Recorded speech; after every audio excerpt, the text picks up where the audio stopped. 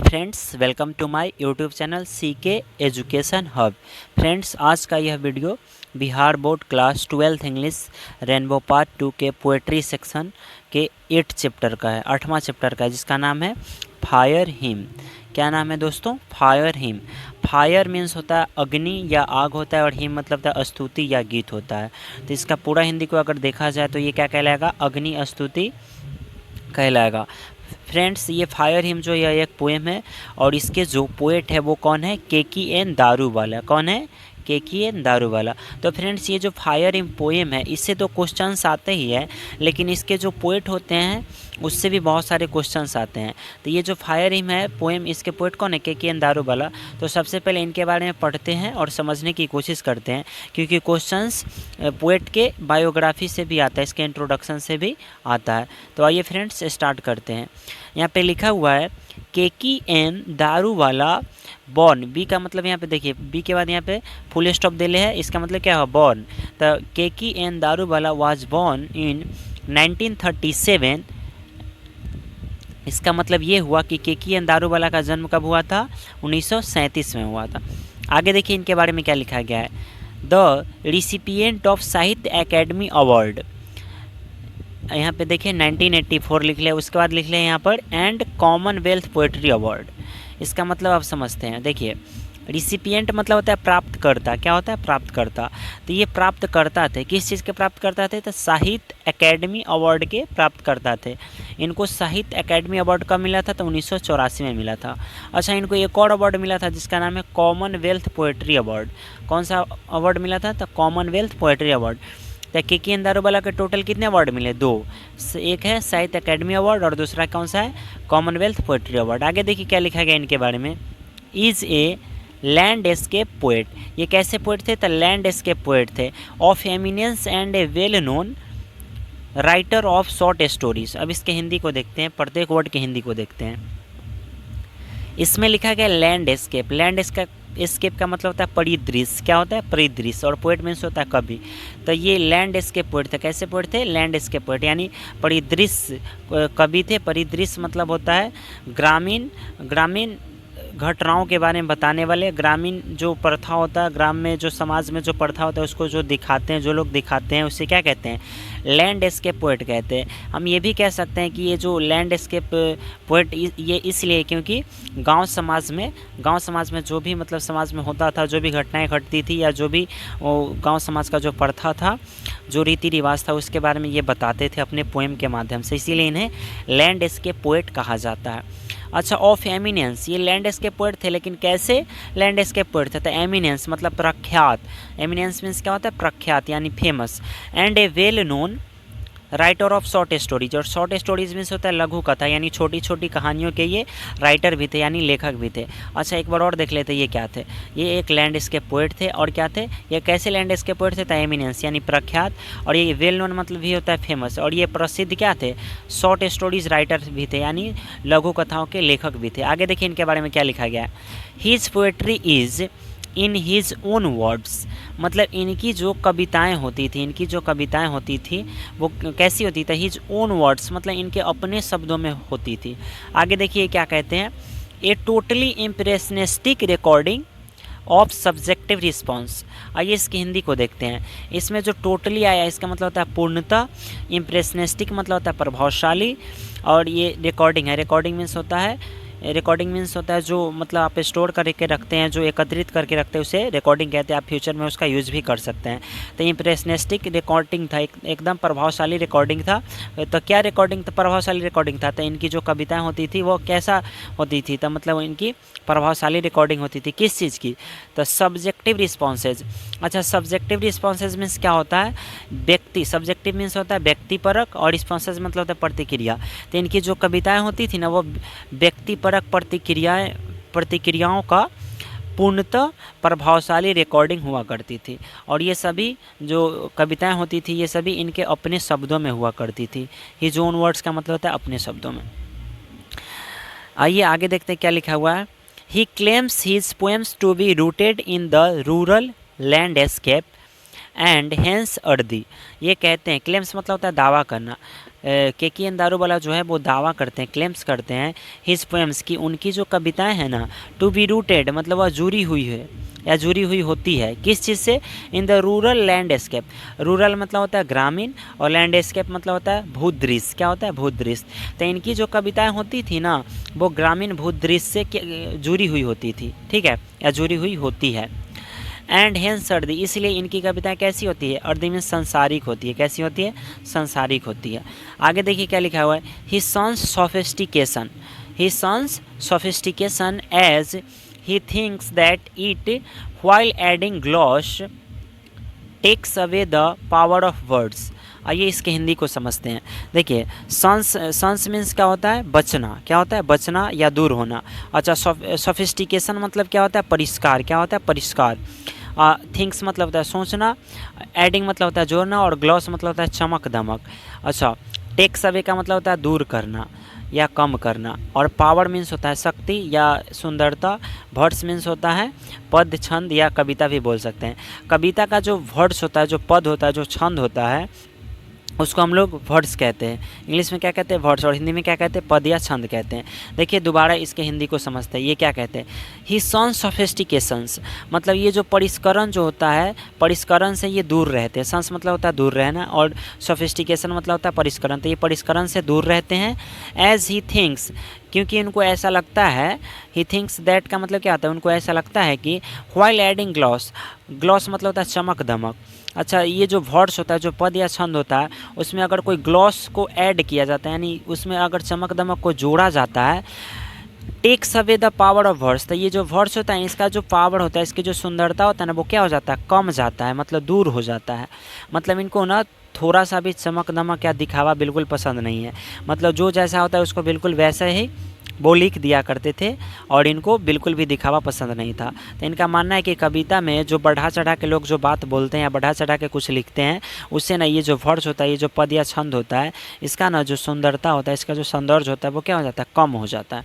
देखिए आगे ये क्या कहते हैं, the themes of his poetry are love, death, domination, cynicism, plight of human society and violence.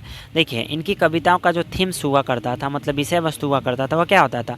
Poetry होता था, लव होता था, डेथ होता था, डोमिनेशन होता था, सैनिसिज्म होता था, प्लाइट ऑफ ह्यूमन सोसाइटी होता था।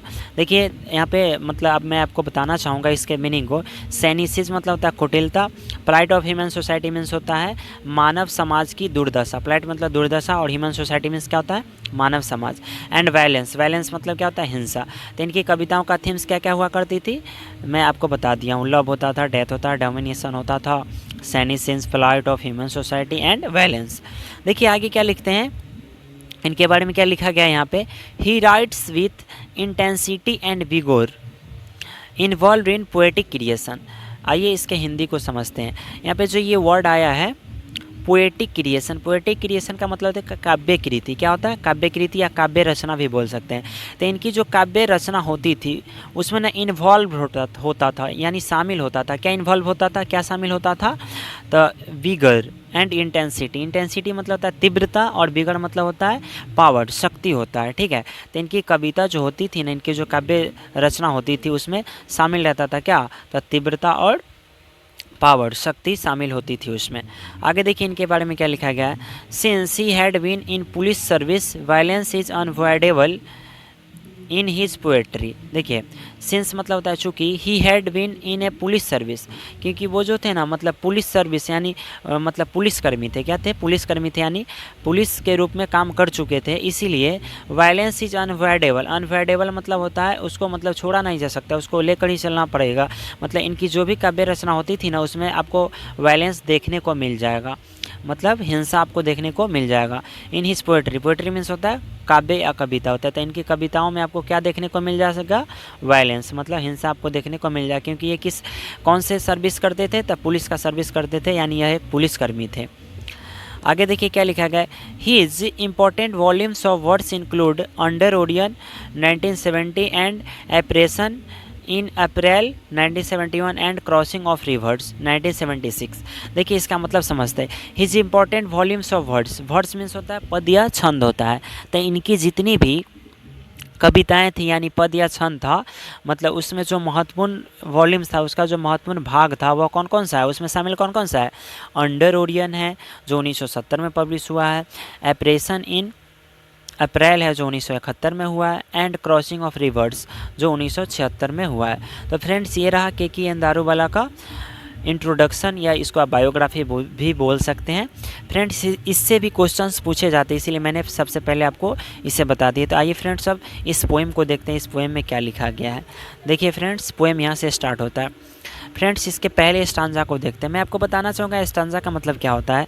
इसमें जो ये पैराग्राफ दिया जाता है ना, उसको ना पोएम के पैराग्राफ को हम लोग स्टांजा कहते हैं। क्या कहते हैं? स्टांजा कहते हैं। तो देखिए ये स्टांजा नंबर 1 यहाँ से स्टार्ट होता है। इसमें लिखा गया है the burning ghat erupted phosphorescences. क्या लिखा गया है? The burning ghat erupted phosphorescences and wandering ghost lights frightened passers-by as moonlight scuttled among the bones.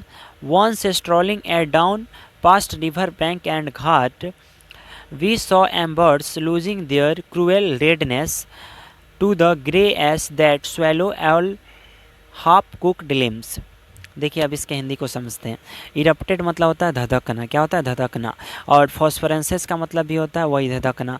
देखिए जब आग जलता है तो उसका जो लौ होता है, उसी को वो जो लौ जब तेज़ी से निकलने लगता है तो उसको इरप्टेड बोलते हैं या फॉस्फोरेंसेस भी बोलते हैं। अच्छा, बर्निंग घाट का मतलब होता है जहाँ पे डेड बॉडी को जलाया जाता है, उसे क्या कहते हैं? बर्निंग घाट कहते हैं इंग्लिश में, और हिंदी में इसे हम शमशान भी कह सकते हैं। आगे लिखा गया वांडरिंग मतलब होता है इधर उधर भटकना, और घोस्ट लाइट्स का मतलब होता है भूतिया रोशनी। क्या होगा? भूतिया रोशनी। और फ्राइटेंड का मतलब क्या होगा? डराना। अब पासर्स बाई का मतलब होता है राहगीर। पासर्स बाई का मतलब क्या होता है? राहगीर। अच्छा, मूनलाइट का मतलब होता है चांदनी रात। स्कटल्ड मतलब होता है चलना। क्या होता है? चलना। एमोंग मीन्स होता है बीच, और बोन्स मतलब हड्डियाँ। ठीक है। आगे लिखा है स्ट्रॉलिंग। स्ट्रॉलिंग मतलब भी होता है इधर उधर घूमना। अच्छा, डाउन मतलब होता है सुबह, मतलब सुबह से पहले, जिसको हम लोग भोर कहते हैं। क्या कहते हैं? भोर। उसे इंग्लिश में क्या कहते हैं? डाउन कहते हैं। अच्छा, आगे लिखल है past river bank. River bank मतलब होता है नदी के किनारे। अच्छा, एम्बर्स मतलब होता है आग की लालिमा। ठीक है। लूजिंग मतलब क्या होता है? उससे खोना होता है। क्रूएल रेडनेस मतलब होता है उसका जो रेडनेस मतलब भी होता है लालिमा। और क्रूएल मतलब होता है क्रूर। क्या होता है? क्रूर। टू द ग्रे एस मतलब क्या होता है? राख होता है। अच्छा, स्वेलोज मतलब होता है निगलना, और हाफ को ग्लिम्स मतलब होता है अधजले अंग। आइए अब इस पूरे के हिंदी को देखते हैं।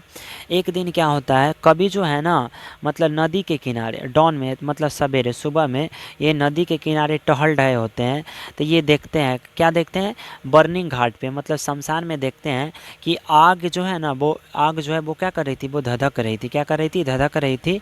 And wandering ghost lights frightened passers by, और ये जो धधकती हुई आग से जो ये लाइट्स निकल रही थी, जो ये प्रकाश निकल रही थी ना, मतलब ये कैसी लाइट थी? तो घोस्ट लाइट मतलब भूतिया जो रोशनी थी, इससे ना लोग, ये जो है ना लोगों को डरा रही थी। क्या कर रही थी? डरा रही थी। पासर्स बाई मतलब क्या होता है? राहगीर। ये राहगीर को क्या कर रही थी? डरा रही थी। As moonlit scuttled among the bones, और ये जो मून लाइट है मतलब चांदनी रात जो है वो क्या कर रहा था? ये हड्डियों के बीच जब पड़ रही थी तो ये हड्डी भी ना क्या हो रहा था? वो चमक रहा था। क्या कर रहा था? चमक रहा था। यानी देखिए भोर में जब ये अपने पिताजी के साथ नदी किनारे टहल रहे थे तो शमशान घाट पे देखते हैं कि डेड बॉडी को जलाया जा रहा है। तो उससे जो लालिमा निकल रही थी ना, उसका जो आग था, उसका आग का जो रोशनी था वो कैसा था? भूतिया रोशनी था। और उससे ना आने जाने वाले जो लोग थे वो डर रहे थे। और रात कैसा था? तो चांदनी रात था, और चांदनी रात का रोशनी जब ये हड्डियों पर पड़ता था ना, तो ये और भी ज़्यादा क्या होता था? चमकने लगता था। यही बात इसमें लिखा गया। आगे क्या लिखा गया देखिए, वी सॉ एम्बर्स। ये कहते हैं कि जब मैं सुबह में टहल रहा था अपने पिताजी के साथ नदी के किनारे, तो मैं देखा था वी सॉ एम्बर्स मतलब मैंने आग के अंगारों को देखा। लूजिंग देयर क्रूएल रेडनेस मतलब वो अपना क्रूर लालिमा को क्या कर रहा था? खो रहा था। To the grey S that swallows all half cooked limbs. देखिए यहाँ पे लिखा गया है, मतलब ये आग की जो लालिमा थी ना, वो क्रूएल जो रेडनेस था वो क्या कर रहा था? मतलब वो ख़त्म हो रहा था। और किस में तब्दील होते जा रहा था? किस में बदलते जा रहा था? राख में बदलते जा रहा था। और swallows all half cooked limbs, और जितने भी अधजले अंग थे ना उसको भी वो क्या कर रहा था, स्वेलोज करते जा रहा था, मतलब वो भी क्या, उसको भी निगलते ही जा रहा था, मतलब वो भी ख़त्म होते जा रहा था। मतलब आग की लालिमा तो ख़त्म हो ही रहा था और राख में चेंज हो ही रहा था, लेकिन जो अधजले अंग थे ना वो भी मतलब राख में तब्दील होते जा रहे थे। देखिए आगे क्या लिखा गया है, ये पहला स्टांजा था, दूसरे स्टांजा को हम लोग देखते हैं और पढ़ने की कोशिश करते हैं और समझने की।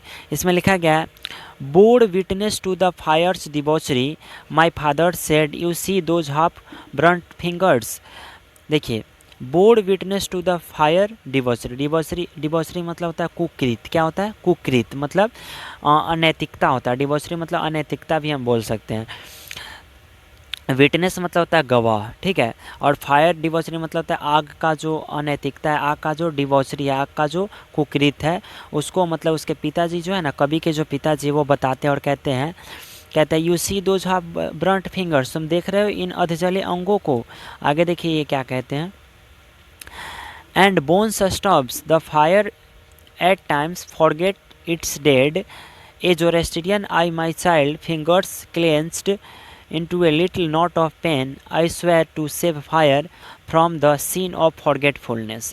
देखिए जब ये सुबह में टहल रहे होते हैं तो ये वहाँ पे देखते हैं, शमशान में देखते हैं, मतलब वहाँ पे क्या देखते हैं तो अधजले अंगों को देखते हैं। कौन देखते थे, इनके पिताजी देखते हैं, और इनके पिताजी जो है मतलब इनको कहते हैं कि तुम देख रहे हो इन अधजले अंगों को, ये जो है ना आग का क्या है, डिबॉचरी है, मतलब अनैतिकता है। मतलब आग का काम क्या होता है, मतलब पूरे अंग को जला देना, लेकिन ये अधजला छोड़ दिया तो आग का क्या हो गया, डिबॉचरी हो गया, अनैतिकता हो गया। तब वो अपने बेटे से कहते हैं, मतलब पोएट जो है ना, पोएट के जो पिताजी है, पोएट के पिताजी पोएट से कहते हैं कि तुम देख रहे हो ये आग के कुकृत को, अनैतिकता को देख रहे हो, इन अधजले अंगों को भी देखो। देखिए आगे वह क्या कहते हैं, एंड बोन्स, और मतलब बोन स्टॉप्स मीन्स क्या होता है, मतलब जो बचा खुचा जो हड्डी होता है ना उसे क्या कहते हैं, बोन स्टॉप्स कहते हैं। स्टॉप्स मतलब बचा खुचा होता है। तो ये कहते हैं कि तुम अधजले उंगलियों और इन हड्डियों को देख रहे हो।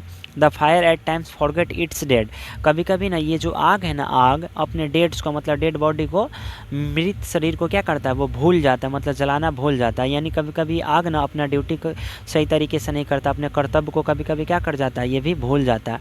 आगे देखिए क्या कहते हैं, ए Zoroastrian I my child fingers cleansed. देखिए चूँकि ये जो पोएट है ना के दारूवाला, वो क्या है, जोरेस्टेरियन यानी पारसी समुदाय से बिलोंग करते हैं, और ये बिल्कुल बच्चे थे, इसीलिए फिंगर्स क्लेंस्ड मतलब इनकी जो उंगली है ना वो मुड़ जाती है, मतलब ये मुट्ठी बांध लेते हैं डर से। कौन, ये जो के दारूवाला, जब इनके पिताजी आग के अनैतिकता के बारे में इनको बताते हैं, अधजले उंगलियों को दिखाते हैं, तो डर से ना के दारूवाला अपना मुट्ठी बांध लेते हैं। आगे लिखा है, into a little knot of pain, जब ये उंगली बांधते हैं, मुट्ठी बांधते हैं, इनको ना थोड़ा सा दर्द भी होता है। आगे ये कहते हैं, I swear to save fire, और ये शपथ लेते हैं, स्वेयर मतलब होता है शपथ लेना, और ये शपथ लेते हैं टू सेव फायर, कि मैं ना आग को बचाऊंगा, from the scene of forgetfulness. अच्छा, सीन मतलब होता है पाप, और फॉरगेटफुलनेस मतलब होता है भूलना। तो ये जो आग जो है ना डेड बॉडी को भूल जाता है, कभी कभी फॉरगेट्स कर देता है, मतलब उसको जला नहीं पाता है। इसका जो ये सीन किया ना, इस तरह का जो आग पाप करता है ना, इससे यह बचाने का शपथ लेते हैं कि आज के बाद मैं आग को ऐसी गलती करने नहीं दूंगा। तो फ्रेंड्स इसका जो सेकेंड स्टांजा है उसमें ये बताया गया है कि पोएट ना अपने पिताजी के साथ जब नदी के किनारे टहल रहे होते हैं तो शमशान में पोएट के पिताजी देखते हैं कि ना एक डेड बॉडी को जलाया गया है, लेकिन ये जो आग है ना उस डेड बॉडी के पूरे तरीके से जलाया नहीं था, और वहाँ पे कुछ अधजले अंग भी बचे हुए थे, जिसको पोएट अपने पिताजी के माध्यम से देखता है और सुनता है। तब पोएट को ना बहुत ज़्यादा डर भी लगता है, और वह डर से अपना मुट्ठी बांध लेता है, जिसकी वजह से उसे थोड़ा सा दर्द भी महसूस होता है, और उसी वक्त वह शपथ लेता है कि मैं ना आग को ऐसा पाप करने से बचाऊंगा, और कभी भी मैं इसको ऐसा पाप करने नहीं दूंगा। वैसे पोएट जो है ना वो जोरेस्टेरियन समुदाय से बिलोंग करते हैं, यानी पारसी समुदाय से बिलोंग करते हैं, और पारसी समुदाय के जो लोग होते हैं ना वो आग को भगवान मानते हैं। देखिए आगे क्या लिखा गया है, पढ़ते हैं और समझने की कोशिश करते हैं। लिखा गया, it never forgot and 20 years since as I consigned my first बॉन्ड to the flames, the nearest tower of silence was 1000 miles, the firm The Fornheim said to me, "You stand forgiven, broken yet rebellious. I swear this time to save it from sin of forgiving." देखिए इसमें क्या लिखा गया है, "It never forgot and 20 years since." ये कहते हैं कि मैं अभी तक नहीं भूला हूँ, and 20 years since, चूँकि 20 वर्ष हो गए लेकिन मैं अभी तक भूला नहीं हूँ। As I consigned my first born to the flames, क्योंकि ये अपने प्रथम बच्चे को, फर्स्ट बॉर्न मतलब प्रथम जन्मे बच्चे को ये क्या कर दिए थे, कॉन्साइड मतलब हवाले कर दिए थे। किसके हवाले, तो आग के हवाले कर दिए थे। क्यों कर दिए थे, the nearest tower of silence was 1000 miles, क्योंकि नियरेस्ट मतलब पास वाला जो टावर ऑफ साइलेंस था ना वो 1000 मील दूर था। देखिए इनका प्रथम बच्चे का जन्म हुआ और जब बच्चे का डेथ हो गया तो ये ना अपने प्रथम बच्चे को आग के हवाले कर दिए। क्यों कर दिए, क्योंकि टावर ऑफ साइलेंस जहाँ पे पारसी समुदाय के डेड बॉडी को जहाँ पे ले जाया जाता है वहाँ पे ना ले जाने में ये असमर्थ है, क्योंकि ये ना ये 1000 माइल्स मतलब 1000 मील दूर था, जिसकी वजह से वो क्या किए थे, अपने प्रथम बच्चे को क्या कर दिए थे, आग के हवाले कर दिए थे। आगे ये क्या लिखा है, the form hymn said to me, देखिए फॉर्म लिखा गया लेकिन फायर होगा, क्या होगा, फायर होगा। Fire hymn said to me, तब अग्नि देवता ने उनसे क्या कहा, मतलब पोइट से क्या कहा, पोइट कहते हैं कि जब मैं अपने प्रथम बच्चे को आग के हवाले कर दिया तो अग्निदेव ने मुझसे कहा था, क्या कहा, यू स्टैंड फॉरगिवन, तुम्हें माफ़ किया जाता है। Broken yet rebellious I swear this time, जब आग अग्नि देवता पोएट को ये बात कहते हैं कि तुम्हें माफ़ किया जाता है तो ये ना टूट जाता है, बिल्कुल टूट जाता है, ये रेबेलियस, और इसको ना ऐसा लगता है जैसे मैं बहुत बड़ा बागी हूँ, मतलब मैंने अपने समाज का जो नियम है उसको तोड़ दिया है, और ये खुद को ना दोषी मानने लगते हैं। और ये दोबारा कहते हैं, क्या कहते हैं, आई स्वेयर दिस टाइम, और ये दोबारा शपथ लेते हैं to save it from the scene of forgiving, और ये कहते हैं कि मैं ना आग को, ये पाप जो करता है, भूलने का जो ये पाप करता है ना, इससे मैं इसे बचा के रहूँगा और इसे पाप नहीं करने दूँगा।